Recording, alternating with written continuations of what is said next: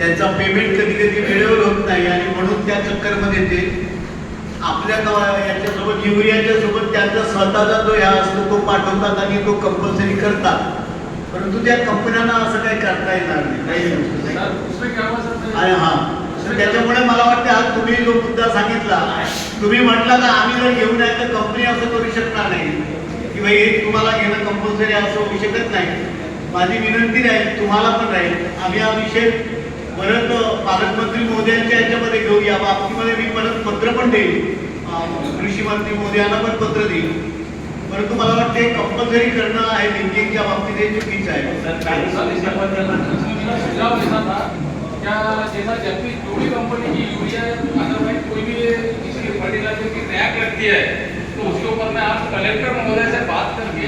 वहाँ जब भी रैक लगी है तो वहाँ पर कृषि कार्यालय से 2-3 अधिकारी डेप्यूट करो, उनके सामने वो रैक खाली करवाओ और पर्टिकुलर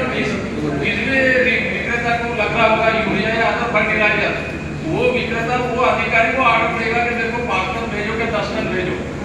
तो अधिकारी बरोबर कराएंगे सर. वो कंपनियां नहीं तो वैसे सुनने वाली नहीं है. रैक पॉइंट पर अगर कृषि कार्यालय के कोई भी अधिकारी अगर लगते हैं और वहाँ से उनके मुझे अंडर में अगर वाटअप होता है रैक पॉइंट से, तो सबको सब प्रमाण में भी मिलेगा और लिंकिंग का भी विषय बंद हो जाएगा. और दूसरा विषय ऐसा है कि कुछ डीलरों में सर आपको बताता हूँ, कुछ डीलरों ने क्या किया है, जो ऑथेंटिकल डीलर है कंपनी के, उन्होंने क्या किया सर, ट्रांसपोर्टिंग अपने नाम से दूसरे नाम से लेके रखा है. तो जिसका भी यूरिया का ऑर्डर जाता है तो क्या होता है, हर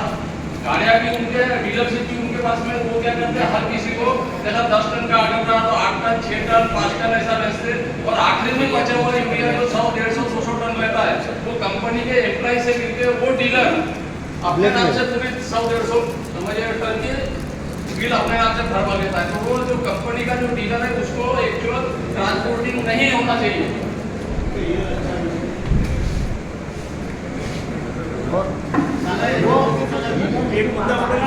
त्यांचं म्हणणं आहे का कंपनीच्या डीलरच्या मार्फत ट्रान्सपोर्टेशन नाही झालं पाहिजे.